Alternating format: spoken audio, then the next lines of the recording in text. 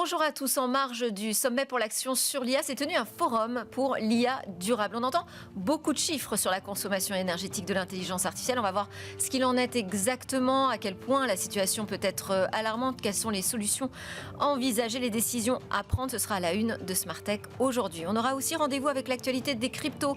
On s'interrogera sur l'application du règlement MiCA au niveau européen 3 mois plus tard. Quels sont les premiers constats? Mais d'abord, 3 questions sur les enjeux de la filière Space Tech européenne. C'est tout de suite 3 questions à Bismart. Bonjour Stefano Pezzana, merci beaucoup d'être avec nous. Vous êtes directeur de programme chez Aldoria, une start-up qui s'est fixé la mission d'améliorer la surveillance de l'espace pour éviter les collisions de satellites. Déjà, expliquez-nous comment vous faites ça. Alors, Aldoria, justement, comme vous avez dit, c'est une start-up qui a été fondée en 2017. Nous opérons un réseau de télescopes optiques qui sont distribués un peu sur toute la planète, en Europe, en Amérique du Sud, en Australie principalement pour le moment. Et ces télescopes, ils surveillent en permanence la voûte céleste et détectent tout objet qui passe sur des différents régimes orbitaux, que ce soit des orbites basses, comme les satellites Starlink pour ceux qui connaissent, ou les orbites géostationnaires qui sont jusqu'à 36 000 km de la Terre. Et alors, vous couvrez l'ensemble des continents ? On couvre toute la voûte céleste, tous les ciels autour de la Terre, et justement, pour pouvoir couvrir toute la voûte céleste, il faut que les télescopes soient distribués un peu sur tous les continents pour avoir une visibilité totale à partir de n'importe quel point de la Terre, pour ne pas avoir d'angle mort. Vous avez évité combien de collisions ? Pour le moment, on n'a pas encore des chiffres consolidés, mais disons que les rapproches entre satellites et entre objets aussi se font de plus en plus fréquents au vu de l'augmentation exponentielle des objets en orbite. Et du coup, les messages d'alerte et les suggestions de manœuvre vont aussi augmenter de façon proportionnelle au nombre d'objets en orbite. Mais à peu près, pour nous donner une idée, un ordre de grandeur. C'est combien de collisions à anticiper à peu près par mois, par exemple ? Disons une centaine. Quand même. Oui, c'est non négligeable. Non négligeable. Alors, je voulais aussi vous interroger sur l'Europe et la souveraineté spatiale. Ça, c'est une thématique qu'on va beaucoup développer ces prochaines semaines dans Smart Tech, la question de l'indépendance technologique. Alors, dans l'espace, qu'en est-il aujourd'hui de notre dépendance des technologies américaines, chinoises ? Aujourd'hui, disons que la très bonne nouvelle qu'on a eue il y a 2 semaines, c'est le lancement d'Ariane 6, le premier lancement commercial d'Ariane 6. C'était un vrai plaisir de revoir une fusée Ariane voler depuis un petit moment qu'elle était à l'arrêt en attendant le passage de Ariane 5 à Ariane 6. Ça, c'était un enjeu majeur pour récupérer une indépendance technologique et stratégique, surtout très important sur toute la chaîne de valeur. Parce que si vous voulez maîtriser toute la chaîne de valeur de l'espace, vous devez avoir des champions et des entreprises qui conçoivent et fabriquent des satellites et des systèmes pour les envoyer en orbite. Il faut les moyens pour pouvoir les envoyer en orbite. Et ça, c'est ce qui manquait un peu. Ce qui manquait, c'était un lanceur lourd qui puisse envoyer des charges très importantes en orbite, qui est la fusée Ariane. Et là, on était un peu dépendant de la société SpaceX américaine. Il faut après des opérateurs qui opèrent tout ça, côté civil et côté militaire. Et enfin, et c'est là où les segments où se positionne Aldoria, il faut avoir des systèmes de surveillance, il faut monitorer, il faut protéger et il faut vérifier que tout se passe bien une fois que les engins sont en orbite. Du coup, je dis malheureusement, entre guillemets, on n'est pas encore complètement indépendant parce qu'il y a une assez forte dépendance des technologies extra-européennes, notamment américaines, mais notamment avec la remise en route des fusées Ariane avec Ariane 6, on commence à regagner l'indépendance qu'il nous faut. Parce que vous avez dit un petit peu dépendant de Starlink, je pense que c'est c'est une façon de parler, mais à quel point vous pensez que c'est problématique aujourd'hui cette dépendance à SpaceX ? C'est problématique dans le sens que ne faut pas oublier aussi que SpaceX, à la base, c'est une société privée qui dépend un peu, disons, des décisions prises par son PDG et par ses propriétaires. Et quand il s'agit des services commerciaux, pourquoi pas, je vois pas trop le problème. Mais quand il s'agit de services où une souveraineté ou des enjeux étatiques sont prioritaires, être dépendant d'une société étrangère privée pourrait poser quelques soucis au cas où il y ait des événements majeurs pour lesquels il faudrait prendre des décisions vraiment à niveau politique et étatique. Donc là, vous nous dites... La coopération est très bien, mais il faut savoir aussi être indépendant et autonome quand il faut. Et là, vous nous dites, avec Ariane 6, on reprend un petit peu la main, en fait, sur ce secteur spatial en Europe. Enfin bon, c'est que le début du chemin, j'ai bien compris. Merci beaucoup, Stefano Pezzana, d'avoir été avec nous et nous apporter votre éclairage. Je rappelle, vous êtes le directeur programme chez Aldoria. Merci encore. Beaucoup. Nous, on continue notre discussion. On va parler de la consommation énergétique de l'IA.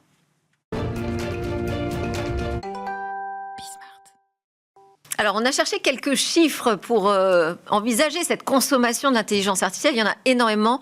Nous en avons sélectionné 3 dans Smartech. Ils viennent de l'Agence internationale de l'énergie. Alors, on nous dit quoi? Les interactions avec des IA comme ChatGPT pourraient consommer 10 fois plus d'énergie qu'une recherche Google standard. On nous dit aussi que l'augmentation de la consommation d'électricité des centres de données, des crypto-monnaies et de l'IA, donc quand même les 3 ensemble, entre 2022 et 2026, pourrait être équivalente à la consommation d'électricité de la Suède ou de l'Allemagne. Et puis on nous dit que l'IA, les data centers, alors les data centers, on en compte 8000 dans le monde, 33% aux États-Unis, 16% en Europe, près de 10% en Chine. Ce sont toujours des chiffres de l'AIE. On va parler de ce sujet, on va voir ce qu'il y a derrière ces chiffres, quelle réalité, et puis surtout comment on peut envisager un numérique durable. On en parle avec Tristan Labaume. Bonjour, bienvenue. Bonjour. Tristan. Vous êtes cofondateur de l'Alliance Green IT, association à but non lucratif, dont vous êtes le président depuis l'origine. Et l'idée est de fédérer les acteurs qui veulent justement travailler pour ce numérique durable. À côté de vous, Pierre Bessac, qui est le patron fondateur de la société de stockage cloud Eriomem, plus anciennement cofondateur de Gandhi, qu'on connaît très bien, qui gère les noms de domaine. 30 ans de carrière dans l'informatique et les réseaux. Bonjour Pierre. Et puis je voulais aussi dire que vous êtes régulièrement un fact-checker quand même sur ces sujets j'essaie, oui. de consommation énergétique de l'industrie des télécoms. Alors, vous avez entendu comme moi les chiffres que j'ai énoncés. Je disais qu'il y en avait beaucoup d'autres. Est-ce que, selon vous, la situation est alarmante quant à la consommation énergétique de l'IA et à quel niveau on doit s'en inquiéter? Allez, on commence. Alors, alarmante aujourd'hui, non. Après, la question, c'est la courbe. Et vous avez raison de parler des chiffres et des nombreux chiffres. On peut en citer effectivement plein, dont ceux que vous avez cités, de projections de facteurs x4, x9 à quelques horizons. Et donc, c'est alarmant si on regarde la courbe dont on parle, qui est, même si on se trompe sur le facteur 4, 9 ou 10, qu'il faut mettre en corrélation avec les objectifs autour du développement durable, qui est de faire moins 6% chaque année. Donc moi, c'est là où je n'ai pas de solution magique pour faire qu'une courbe qui fait comme ça croise une courbe qui fait comme qui aurait dû, parce qu'on est mal parti, qui aurait dû baisser. Ouais. Donc sous l'angle environnemental, c'est certain que c'est pas une bonne nouvelle. Pierre ? Oui. Je dirais que l'IA, on avait une certaine stabilité de la consommation des data centers. L'IA a remis ça un petit peu à la hausse.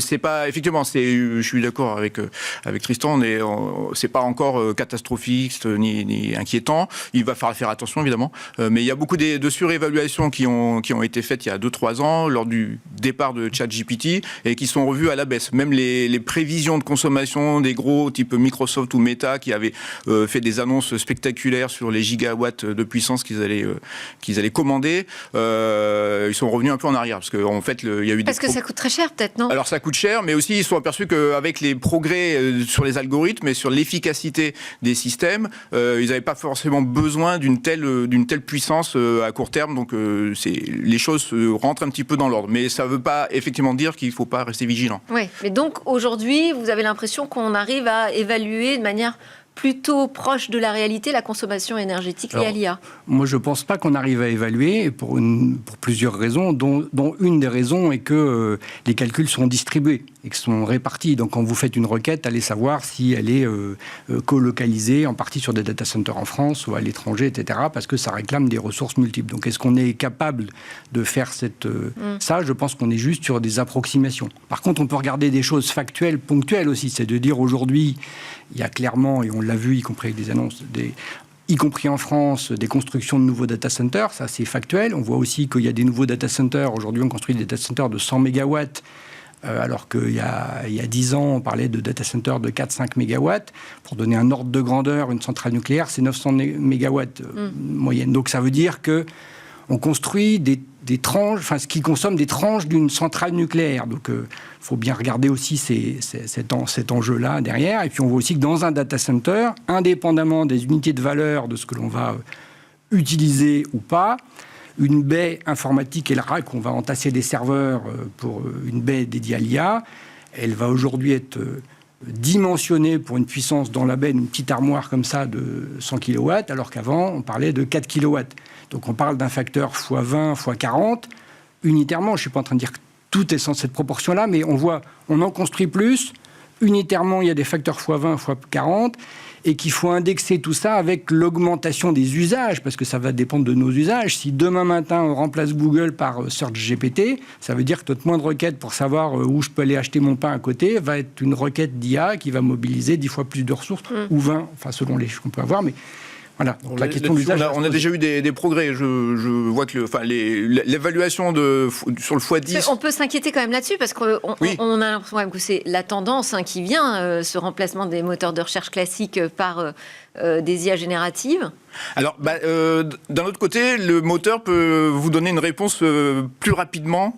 Le moteur IA peut donner une réponse plus synthétique et plus rapide que faire X recherche Google. Donc il faut aussi faire entrer ça en ligne de compte. Et j'ai vu récemment, c'est la semaine dernière en fait, ça a évolué tellement vite que des chercheurs ont émis des doutes sur le 10 fois. Ils ont dit qu'avec les progrès sur les moteurs IA, on était déjà à un niveau comparable à une recherche Google. Alors c'est difficile, pour l'instant c'est difficile de faire la part des choses. Il y a tellement d'évaluations contradictoires qui circulent, mais petit à petit quand même, il y a une autre chose importante, c'est que les data centers ont tendance à récupérer tout un tas de moyens informatiques qui étaient dispersés dans les entreprises, dans les PME, et à reconcentrer ça. Donc ça permet une meilleure identification des charges énergétiques. Ça explique aussi en partie la croissance de la consommation des data centers, parce qu'ils récupèrent des choses qui n'étaient pas comptabilisées auparavant. Oui, donc c'est pas forcément quelque chose qui vient s'ajouter, en fait. Ça vient pas forcément s'ajouter. Enfin, on peut quand même dire qu'il y a quand même une croissance aussi difficile. Enfin, l'IA, si, ça vient s'ajouter. Les autres services, ça, c'est un sujet, mais l'IA, clairement, ça vient s'ajouter. La consommation générale du data center, en revanche, il y a plusieurs paramètres. Mais il y a une meilleure efficacité des data centers, des énormes data centers.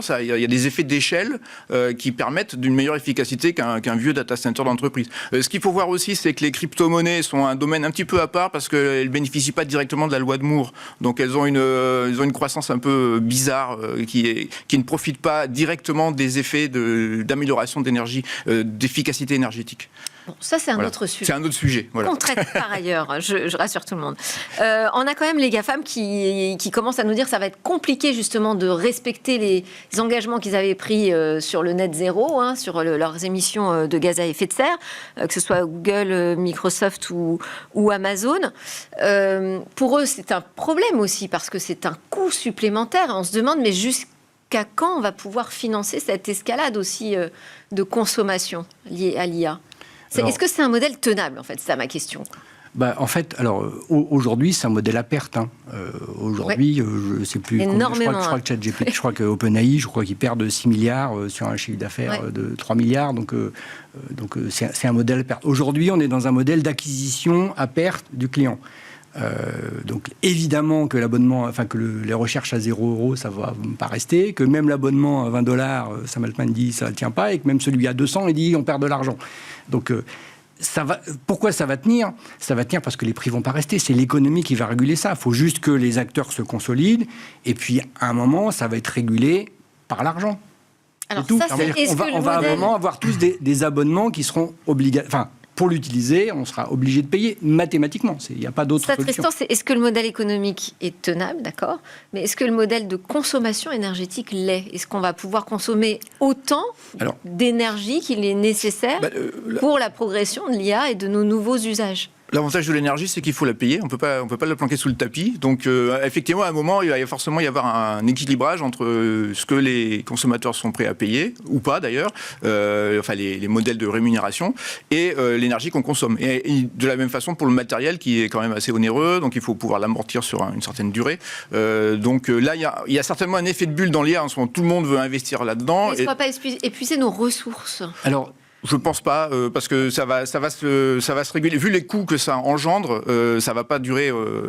Les usages non légitimes, vont disparaître en fait. On va freiner un peu quand même. Alors. Oui, ça va certainement se freiner. Alors il y a un frein. Excuse-moi, il y a quand même un frein qui va arriver. Alors si on regarde notamment le cas de la France, c'est que aujourd'hui, en termes de production énergétique, aujourd'hui, on est plutôt excédentaire. Aujourd'hui, avec les croissances qu'on attend là, ça va être un autre sujet.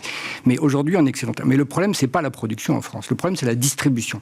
C'est ça qui est important. C'est qu'aujourd'hui, quand même on construirait demain 50 centrales nucléaires, le problème, c'est la distribution. Aujourd'hui, il y a certains composants qui sont nécessaires pour les transformateurs, sur lesquels il y a des délais de 9 ans. Ah oui. 9 années. D'accord ? Donc ça veut dire qu'aujourd'hui, on n'est plus capable, parce qu'on n'a pas l'industrie qui est au niveau mondial qui est capable de fournir ça. Donc ça veut dire que le frein énorme et la saturation, il est à ce niveau-là. C'est pour ça que RTE part de 150 milliards d'euros d'investissement pour le réseau de distribution. Donc le vrai sujet, c'est ça.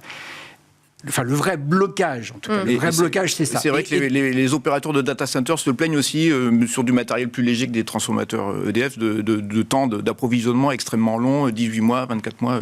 Et puis il y a une guerre entre les data centers français. En plus, oui. Voilà, alors après, il y a les histoires d'électricité carbonée ou pas. Voilà, on a des atouts en France de ce côté-là, au niveau électrique. Alors, est-ce que c'est une bonne nouvelle d'avoir plus de data centers sur le sol français? Alors, il y a deux réponses possibles. Le prisme énergétique. Ah, oui. Alors, sous l'angle, pourquoi ils viennent en France? Parce qu'on a une énergie qui est plutôt décarbonée, parce qu'on a des compétences, parce qu'on a une électricité stable, c'est super important. D'ailleurs, l'avènement des data centers à Marseille, par exemple, c'est parce qu'on arrose une partie de l'Afrique et du Moyen-Orient depuis un endroit, on arrose sous l'angle des données, depuis un endroit qui est stable, qui est énergétique, où il y a des compétences. Donc, il y a énormément d'atouts en France. C'est pourquoi tout ce monde-là arrive dedans. Mais ça a des atouts très positifs en termes d'économie. On construit des data centers, on est reconnu comme une filière d'excellence. Ça, c'est excellent. Mais derrière, c'est pas pour des usages uniquement franco-français. C'est pas pour des entreprises qui sont franco-françaises et dont les bénéfices vont être 100% réinjectés en France. Et même dans les usages, il y a des usages qui sont légitimes, d'autres qui sont moins légitimes. L'IA sert aussi aux hackers pour produire des spams et des mails de phishing avec moins de fautes d'orthographe. Et donc on peut dire qu'à l'extrême, il y a aussi des mauvais usages. Et puis il y a des priorités d'usage. Je veux dire, est-ce que l'usage qui consiste à générer une vidéo de Trump avec une casquette pour mettre sur mon blog est plus important du point de vue de l'alimentation énergétique induite que l'ascenseur de Madame Michu, qui est l'immeuble juste à côté, qui est au 5e étage, et dont l'arrivée électrique n'est pas prioritaire par rapport à celle du data center. Encore une fois, c'est un extrême. Je ne suis pas en train de dire qu'il faut. Non, mais ça pose la question. Mais ça pose la question. Ça pose la question de la priorité énergétique et du modèle énergétique que l'on veut pour la France par rapport à ses usages. Et je vous posais la question un peu provocatrice du data center, parce qu'aujourd'hui, les écologistes, pour eux, c'est un sujet très visible, l'installation de nouveaux data centers. Alors c'est visible, mais c'est des concentrations fortes pour servir un grand potentiel d'utilisateurs. Donc la consommation individuelle par rapport au service rendu est assez faible. Et puis, pour ma part, moi j'aime mieux qu'on distribue du data center en France avec de l'électricité française qu'en Allemagne à base de centrales charbon ou même en Irlande. Alors on est en train de faire des interconnexions pour exporter justement nos surcapacités électriques. On a une interconnexion avec l'Irlande qui permettra justement de décarboner un petit peu les data centers de Microsoft et Google et Meta qui sont là-bas. Mais je trouve que d'un point de vue écologique, de toute façon, si les data centers, je vais faire un peu de Tina comme on dit, mais les data centers qui construisent chez nous, sinon se construiraient ailleurs. Donc, comme on est plutôt en position de force, même si l'énergie est un petit peu onéreuse ici, je trouve que c'est plutôt pas mal d'un point de vue écologique, en fait. Alors, excusez-moi, en fait, vous avez précisé sous l'angle du prisme énergétique, mais si on parle du prisme écologique... Plus largement, oui. Plus largement, qui était l'objet de fond de votre question, il y a aussi l'impact de la production du matériel informatique qui est nécessaire, dont l'impact sur la phase de fabrication qui est nécessaire à ces nouveaux composants, les cartes graphiques, les ordinateurs, tout ça, est bien plus importante. 80% des impacts environnementaux sont liés à la phase de production. Donc même quand on parle de la phase d'usage, qui était le trait d'avant, c'est la consommation d'énergie, mais si on parle d'impact environnemental, il faut regarder la phase de production et donc l'acquisition de nouveaux matériels. Et quand on passe en cloud, etc., on induit la consommation, la fabrication de nouveaux matériels, donc l'extraction de matières premières, de terres rares. Voilà. Alors les 80%, c'est pour ça que je disais que c'est une partie visible. C'est une partie visible, mais finalement, sous l'iceberg, c'est là aujourd'hui. Oui, bien sûr. Les 80%, c'est quand même un chiffre très français parce que c'est grâce à notre électricité peu carbonée. Aux US, où on est plutôt sur du 50%, parce qu'on a 30% de plus de carbone, en fait, ou même beaucoup plus que ça, au niveau électrique. Donc, en fait, en France, on a vu l'électricité qu'on a, et effectivement, l'impact du matériel devient prépondérant. Certes, mais en valeur, on reste sur des valeurs qui restent extrêmes. Donc le pourcentage est différent. Oui. Vous. Bah, mais ce qui compte, c'est le matériel qui est fabriqué à la fin. C'est-à-dire que la valeur nette, il y a autant de terres rares qui sont extraites, quel que soit l'endroit. Bon, Sébastien, super vite. Je voulais vous interroger sur le forum pour l'IA durable qui se tenait en marge de l'événement principal, le forum pour l'action sur l'IA qui a eu lieu à Paris, forum mondial. Est-ce qu'il vous semble qu'aujourd'hui on prend des bonnes décisions, qu'on prend la bonne direction pour avoir un numérique plus responsable vis-à-vis de l'environnement et de ses consommations énergétiques ? Très rapidement.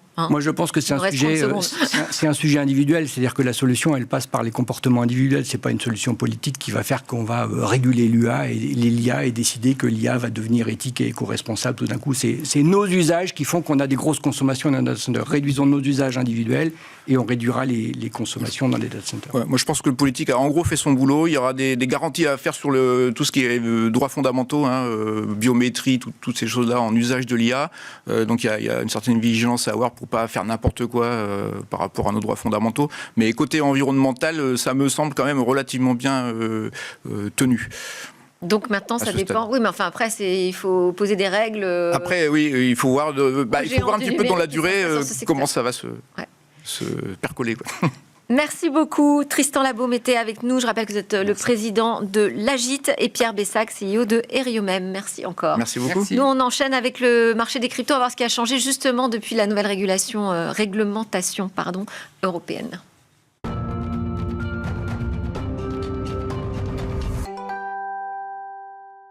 Et l'actu des cryptos aujourd'hui, c'est avec Faustine Fleuret. Bonjour Faustine. Bonjour Delphine. Vous êtes experte indépendante en Web3 et finance. Et aujourd'hui, on va parler du règlement européen MiCA qui est pleinement entré en application le 30 décembre dernier. Donc on est à peu près 3 mois plus tard.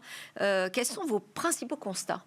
Alors d'une part, qu'il n'y a pas eu d'autorisation qui ont été délivrées au niveau français, par le régulateur français. Il y a déjà plusieurs entreprises qui ont obtenu leur agrément MiCA, c'est-à-dire qu'ils peuvent exercer sur le marché européen. Pas d'entreprise française et pas d'action du régulateur français à ce stade. Alors, il y a quand même des bruits, et c'est un petit peu dérangeant, on va dire, sur le laxisme réglementaire, parce que justement, c'est une autorisation à 2 vitesses avec des régulateurs. Alors, on parle de l'Allemagne, on parle de Malte, on parle des Pays-Bas qui ont agréé très très vite des entreprises versus les autres. Et ce dont j'ai peur, c'est que sous couvert de ce laxisme réglementaire dont seraient accusés ces régulateurs-là, en fait, on n'aille pas plus vite en France. Et c'est extrêmement délétère aujourd'hui pour les entreprises qui attendent d'être autorisées. Surtout qu'il n'y a pas que ça qu'elles doivent gérer aujourd'hui. Il y a des flous. On a eu une confirmation récente sur le fait qu'un acteur qui serait en train de manipuler des stablecoins dans le cadre de MiCA devrait quand même respecter des règles relatives à la réglementation des services de paiement. Donc on va demander à ces acteurs de marché crypto une autre brique réglementaire, ce qui était un flou, ce qui était une clarification attendue de longue date. Ça a mis longtemps, mais a priori la Commission européenne reste sur ses appuis. Et le problème de ça, c'est qu'il y a MiCA, il y a cette réglementation des services de paiement qui a priori va s'appliquer aussi, mais c'est pas du tout la seule brique réglementaire dont les acteurs de marché doivent se soucier. Ah, il y en a d'autres. Oui, MiCA, c'est vraiment l'arbre qui cache la forêt. Il y a d'autres réglementations qui sont arrivées à peu près en même temps que MiCA. Je pense à la révision sur la réglementation de transfert de fonds. peu après le règlement DORA qui est beaucoup plus large sur la cybersécurité. Et en fait, il y en a d'autres qui arrivent. Il y a DAC 8 sur la fiscalité, il y a AMLR, c'est la réforme sur la lutte contre le blanchiment, l'open finance, voilà, tout ça va toucher les acteurs de marché crypto. Et donc, c'est des surcouches réglementaires très importantes, et surtout quand on met en opposition avec l'approche aux États-Unis aujourd'hui, qui est plutôt, non pas de déréguler le marché crypto américain comme on l'entend, mais plutôt de clarifier pour créer des conditions réglementaires favorables, parce qu'aujourd'hui, ce n'est pas le cas aux États-Unis. Donc, on va creuser malheureusement l'écart probablement si on continue sur cette lancée-là au niveau européen. Oui, et perdre sans doute la petite avance peut-être qu'on avait dans ce secteur. Mika, ça impacte quel type d'acteurs aujourd'hui dans le monde des cryptos? Alors, les exigences en elles-mêmes, les acteurs de marché, les nouveaux intermédiaires, donc les plateformes. Mais c'est vrai que Mika a déjà prévu de s'intéresser à d'autres sujets, et c'est pour ça que dans le radar des régulateurs, des institutions européennes, il y a d'autres choses qu'ils sont en train de regarder, et je pense notamment à la finance décentralisée, c'est-à-dire cette finance grâce aux cryptos, mais pas via les intermédiaires qui sont régulés par Mika, mais directement par la blockchain, directement par le code. Et donc, Mika n'était pas la bonne réglementation pour s'appliquer. Néanmoins, les institutions européennes avaient dit on sait qu'il y a ça et on sait qu'on veut le réguler. Et encore une fois, la France prend les devants sur la réflexion sur cette réglementation-là et a proposé déjà une première idée, notamment de certifier le code informatique derrière ces nouveaux services décentralisés. Et c'est là qu'il faut qu'on reste très vigilant, parce que c'est une idée française, mais il faut absolument qu'elle soit portée au niveau européen et pas qu'il y ait une réglementation franco-française. Il faut penser à la compétitivité de ce secteur de la finance décentralisée, parce qu'il n'y a aucune réflexion sur la réglementation de la DeFi ailleurs. Et c'est des sujets très techniques, donc il faut qu'on vérifie la faisabilité opérationnelle de ce qui va être demandé, à la fois parce qu'on va demander des choses aux acteurs, et on a pu le voir sur Mika, parfois on demande des choses et en fait c'est impossible de le réaliser, mais surtout parce qu'il y a une supervision derrière. Donc, est-ce qu'on est sûr que ce qu'un superviseur demande, un superviseur va être en capacité de le surveiller et de le vérifier. Et enfin, il faut faire attention, voilà, on est sur des startups, de la finance décentralisée, le secteur du Web3 est très jeune. Donc il faut penser à la progressivité et de la proportionnalité. Et donc une réglementation trop hâtive aussi là-dessus, eh ben, ça pourrait porter les mêmes préjudices que ce qu'on a vu sur les acteurs de marché crypto. Donc ça semble compliqué pour les intermédiaires, sur la finance décentralisée. Pourtant, on voit quand même la finance traditionnelle, j'ai envie de dire, qui s'y intéresse à ce secteur. Complètement, via la tokenisation. Cette nouvelle finance, oui. Complètement. Alors là, on va parler des intermédiaires classiques, les marchés d'instruments financiers classiques. Il y a un anniversaire très important, il y a 2 jours, du régime pilote, qui était une réglementation pour faciliter le développement de marchés sur les instruments financiers tokenisés. Le problème, c'est que le constat est assez amer. Il y a très peu d'entreprises qui, aujourd'hui, en bénéficient. Les entreprises françaises qui le voudraient. Et la crainte que ce régime pilote ne soit pas prolongé par manque d'efficacité jusqu'à maintenant. Merci beaucoup, Faustine Fleuret, pour vos éclairages. Je rappelle que vous êtes experte en Web3 et finance décentralisée. Merci à tous de nous suivre. C'était Smart Tech. Excellente journée à tous. On se retrouve très bientôt sur la chaîne Be Smart for Change et aussi en podcast. Suivez-nous.